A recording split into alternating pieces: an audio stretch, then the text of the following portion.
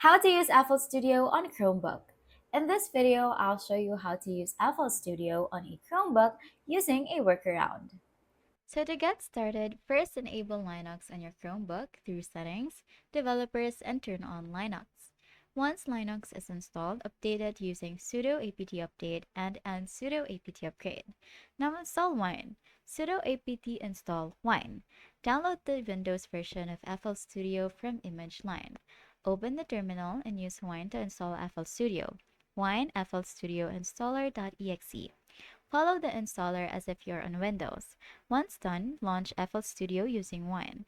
You might need to switch Wine to Windows 7 mode for stability. Use Jack Audio or Pulse Audio for low latency sound. To connect MIDI devices, use a USB adapter and Linux MIDI tools. If your Chromebook supports Android apps, try the FL Studio mobile app instead for easier setup.